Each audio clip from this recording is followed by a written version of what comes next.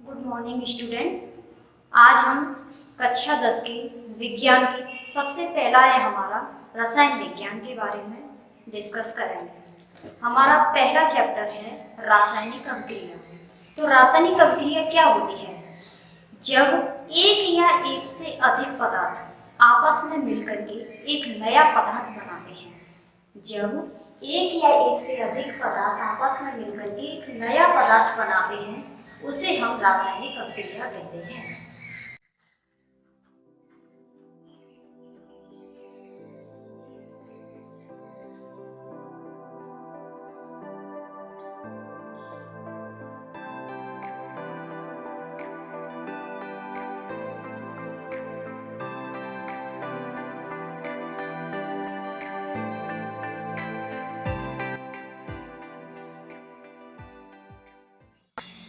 जब एक या एक से अधिक पदार्थ आपस में मिलकर एक नया पदार्थ बनाते हैं उसे हम रासायनिक अभिक्रिया कहते हैं। जैसे C+O2 यानी कार्बन प्लस ऑक्सीजन यानी हमारा वायु, तो क्या बनता है CO2। तो जो कार्बन और ऑक्सीजन ये हमारा आगे वाला होता है रिसेप्ट, जिसे हम बोलते हैं अभिकारक, और दूसरा होता है हमारा प्रोडक्ट और जिसे हम बोलते हैं उत्पाद। अब अभिकारक क्या होता है और उत्पाद क्या होता है? तो जो अभिकारक होता है वो किसी अभिक्रिया में भाग लेता है, यानी जो किसी अभिक्रिया में भाग लेता है, जो इसका हिस्सा बनता है उसे हम अभिकारक कहते हैं। और किसी रासायनिक अभिक्रिया प्राप्त होती है, जिससे वो रासायनिक अभिक्रिया प्राप्त होती है उसे हम उत्पाद कहते हैं। भाग लेने वाले को अभिकारक कहते हैं और प्राप्त होने वाले को हम उत्पाद कहते हैं। आगे वाला हमारा होता है अभिकारक और पीछे वाला होता है हमारा उत्पाद। अब इसकी पहचान कैसे करेंगे कि रासायनिक अभिक्रिया की पहचान। रासायनिक अभिक्रिया की पहचान, जो रासायनिक अभिक्रिया होती है उसकी पहचान क्या होगी, किस तरीके से हम पता लगाएंगे कि ये रासायनिक अभिक्रिया है। तो सबसे फर्स्ट में हम उसके देखेंगे कि उसकी अवस्था में परिवर्तन होगा, कि उसकी अवस्था कैसी है, उसकी अवस्था में परिवर्तन होगा। दूसरा, उसके रंग में परिवर्तन होगा, और तीसरा है उसका गैस में उत्सर्जन होगा,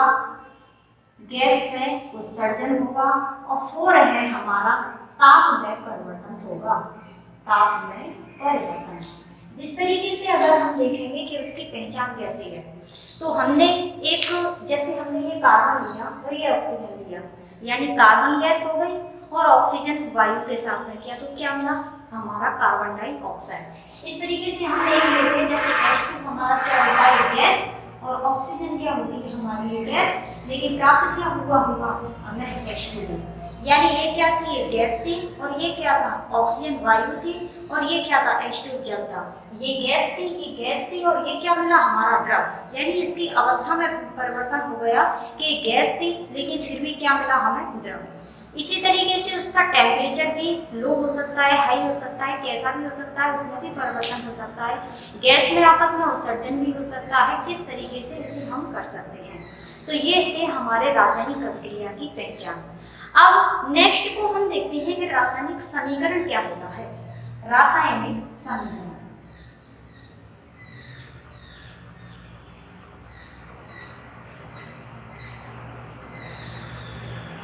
रासायनिक समीकरण क्या होता है कि एक ऐसी अभिक्रिया जिस अभिक्रिया में भाग लेने वाले, यानी रासायनिक अभिक्रिया में जो भाग लेते हैं वो क्या होते हैं हमारे अभिकारक, और रासायनिक अभिक्रिया जो प्राप्त होती है उसे क्या कहते हैं हम उत्पाद। तो किसी रासायनिक अभिक्रिया में भाग लेने वाले अभिकारक तथा प्राप्त होने वाले उत्पाद को जिन सूत्र और संकेतों के द्वारा प्रदर्शित किया जाता है उसे हम रासायनिक समीकरण कहते हैं।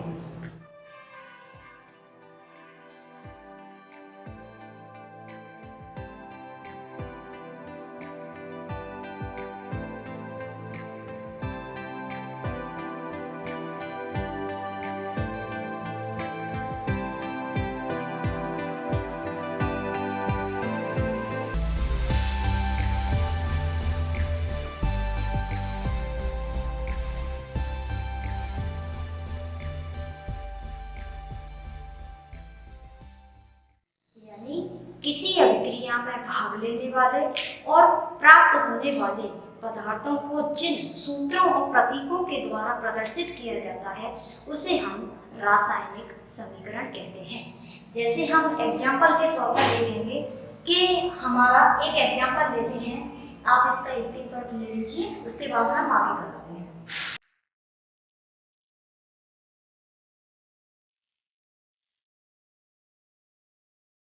इसका एग्जाम्पल है जैसे Mg प्लस HCl, क्या बना हमारा MgCl2 प्लस H2, यानी मैग्नीशियम प्लस हाइड्रोक्लोरिकम और प्राप्त हुआ हमें मैग्नीशियम क्लोराइड और हाइड्रोजन गैस।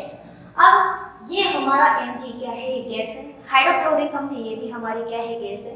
हमने बताया था कि जो आगे वाला होता है उसे हम अभिकारक कहते हैं और जो प्राप्त होता है उसे हम उत्पाद कहते हैं।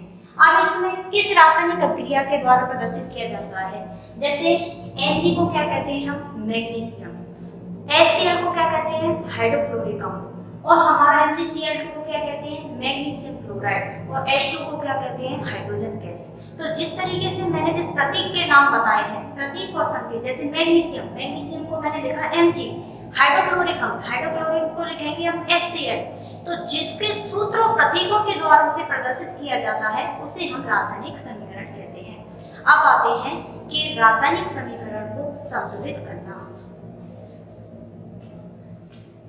रासायनिक समीकरण को संतुलित करना।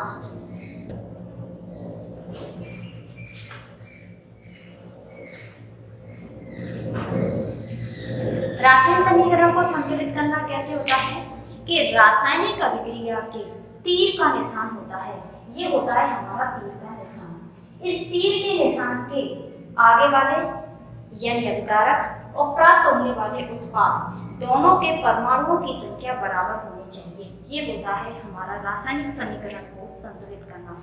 किसी रासायनिक अभिक्रिया में भाग लेने वाले और प्राप्त होने वाले दोनों परमाणुओं के बीच की संख्या हमारी कैसी होनी चाहिए, बराबर होनी चाहिए।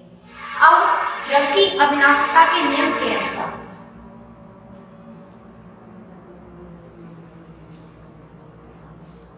द्रव की अविनाशिता के नियम के अनुसार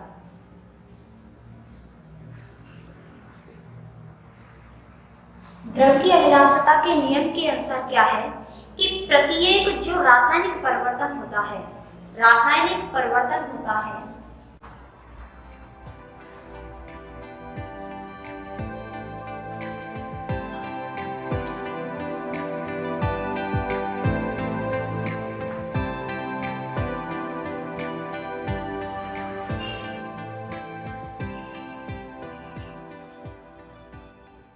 द्रव की अविनाशिता के अनुसार किसी रासायनिक अभिक्रिया में न तो कोई परमाणु नष्ट हो सकता है, यानी न तो उसका विनाश हो सकता है, और न ही कोई एक नया परमाणु प्राप्त होता है।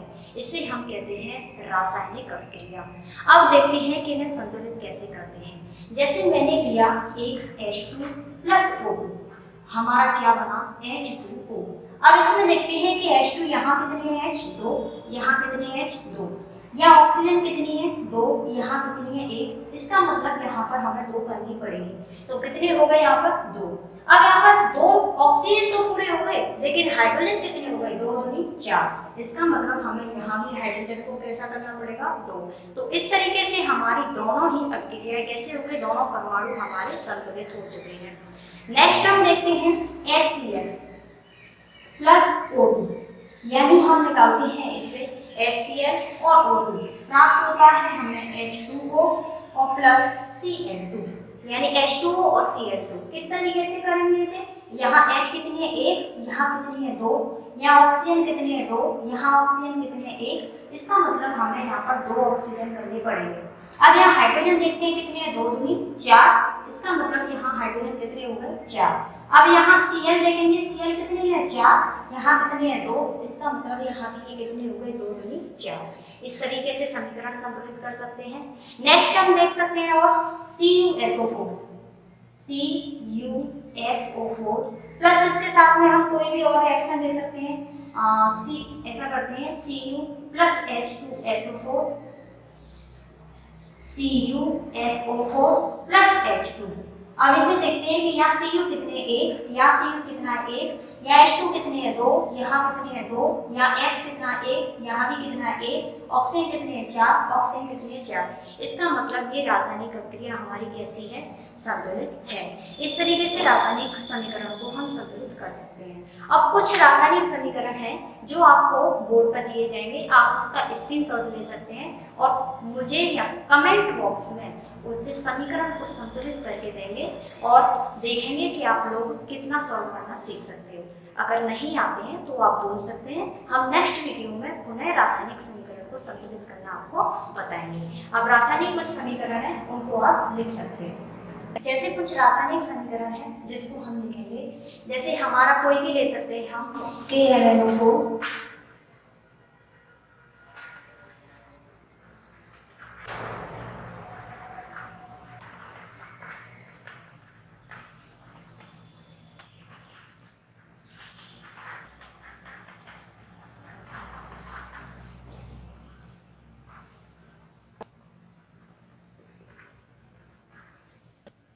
इन दोनों रासायनिक अभिक्रिया को आप कमेंट बॉक्स में बताएंगे रिएक्शन को सॉल्व करके। ये आपके रासायनिक समीकरण हैं, इनको आप सॉल्व करोगे।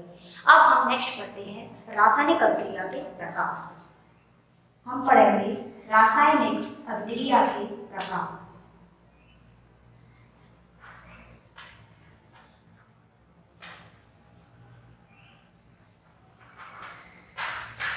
रासायनिक अभिक्रिया के प्रकार में सबसे पहला है हमारा योगात्मक या संयोगात्मक, योगात्मक या संयोगात्मक अभिक्रिया। इसमें क्या होता है कि जब दो या दो से अधिक पदार्थ जैसे उसमें तत्व भी हो सकता है, यौगिक भी हो सकते हैं और तत्व और यौगिक दोनों भी हो सकते हैं, तो वे पदार्थ जिनमें दो या दो से अधिक पदार्थ आपस में संयोग करके, संयोगात्मक यानी योग होता है, दो या दो से अधिक पदार्थ आपस में संयोग करके क्या बनाते हैं, एक नया पदार्थ बनाते हैं, उसे हम संयोगात्मक अभिक्रिया कहते हैं। जब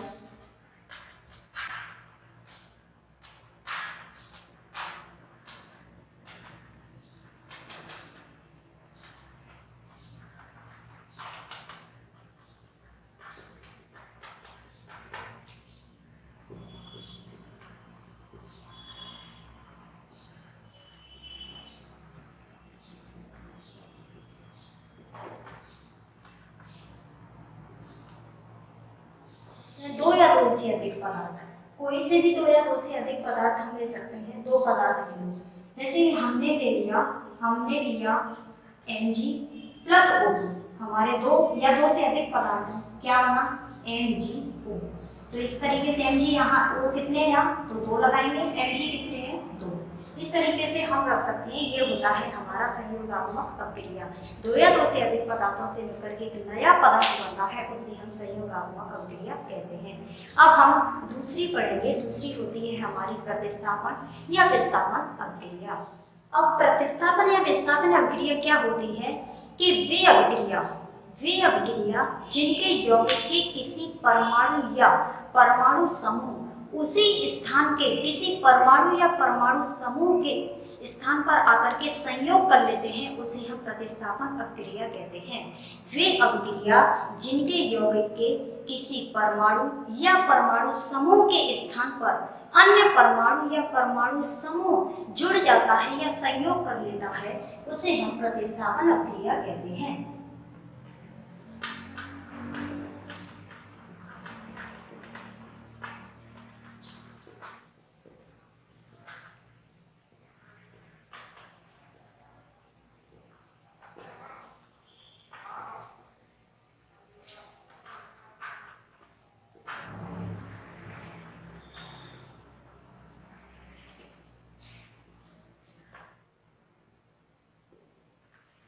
प्रतिस्थापन अभिक्रिया कहलाता है। जैसे एग्जाम्पल पर हम देखेंगे ZnH2SO4, ये एक परमाणु या परमाणु समूह के स्थान पर उसी स्थान पर आपस में अभिक्रिया करके दोनों दूसरे स्थान पर जुड़ जाते हैं, तो ये Zn इसके साथ में अभिक्रिया कर लेगा तो क्या बन जाएगा ZnSO4 और क्या निकल जाएगा H2O। उसी अभिक्रिया के साथ में साझा कर लेता है। जैसे एक आता है Fe और दूसरा है CuSO4, तो हम क्या करेंगे, ये इसके साथ में अभिक्रिया साझा करेगा FeSO4 और Cu है वो हमारी निकल जाएगी। तो ये होता है हमारा प्रतिस्थापन या विस्थापन अभिक्रिया। तीसरी आती है हमारी वियोजन अभिक्रिया। तीसरा है हमारा वियोजन अभिक्रिया। वियोजन अभिक्रिया, वियोजन अभिक्रिया क्या होती है कि एक अभिक्रिया टूट करके दो या दो से अधिक उत्पाद में बदल जाए, उसे हम वियोजन अभिक्रिया कहते हैं। यानी वे अभिक्रिया टूटकर दो या दो से अधिक उत्पाद में बन जाए।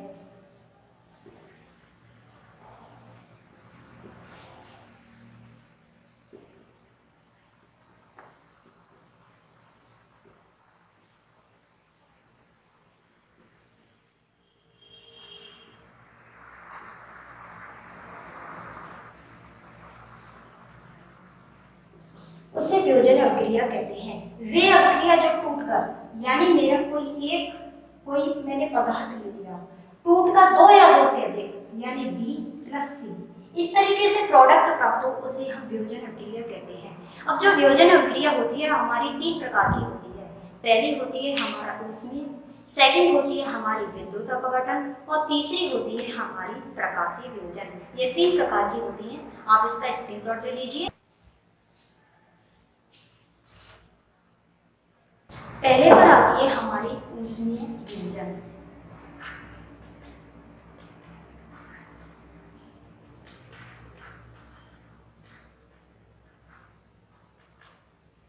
ऊष्मीय वियोजन क्या होता है, इसके नाम से ही पता लगता है कि वे अभिकारक जो ऊष्मा द्वारा वियोजन करते हैं, वे अभिकारक, इसके नाम से पता लगता है कि वे अभिकारक जो ऊष्मा यानी हीट ऊष्मा द्वारा वियोजन करते हैं, जो ऊष्मा के द्वारा वियोजन करते हैं उसे हम कहते हैं कौन सी अभिक्रिया, ऊष्मीय वियोजन अभिक्रिया।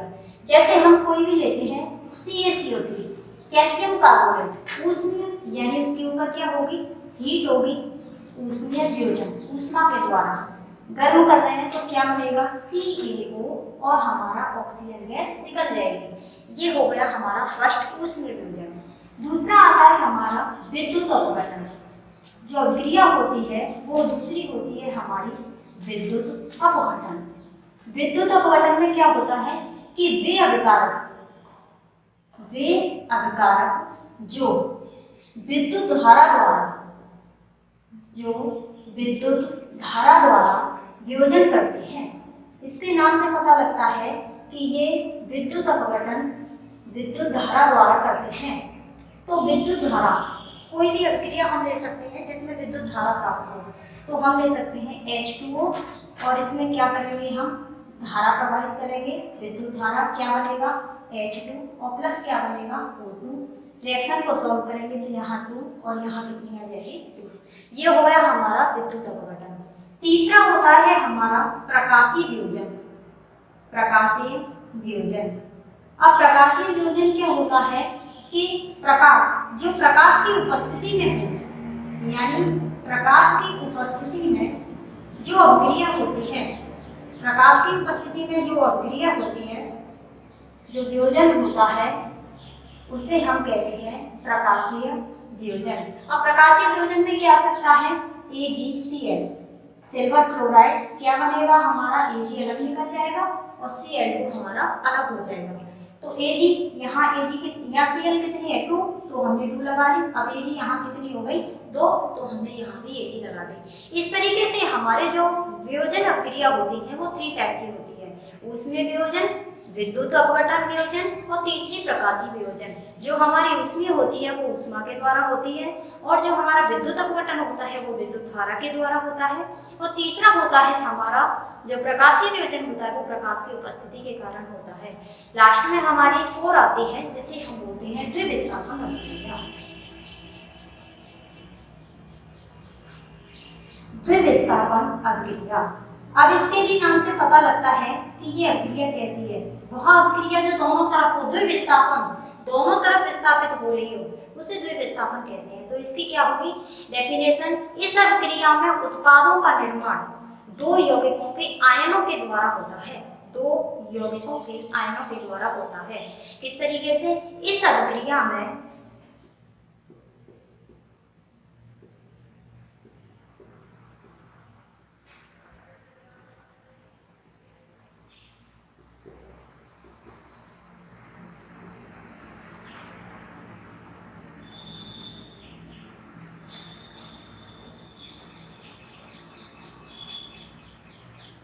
इस अभिक्रिया में जो उत्पादों का निर्माण होता है वो दो आयनों के परस्पर आदान प्रदान से होता है, उसे हम द्विविस्थापन अभिक्रिया कहते हैं। जैसे हम ले सकते हैं कोई भी एग्जांपल Na2SO4 प्लस BaCl2।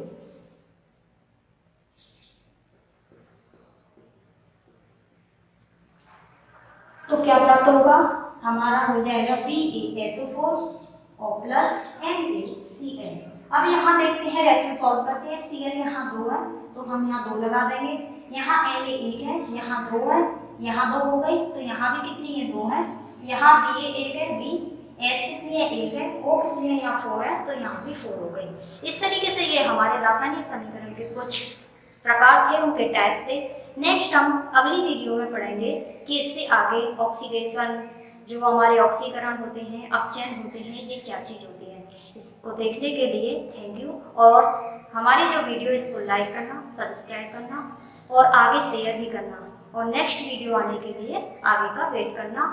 तब तक के लिए थैंक यू।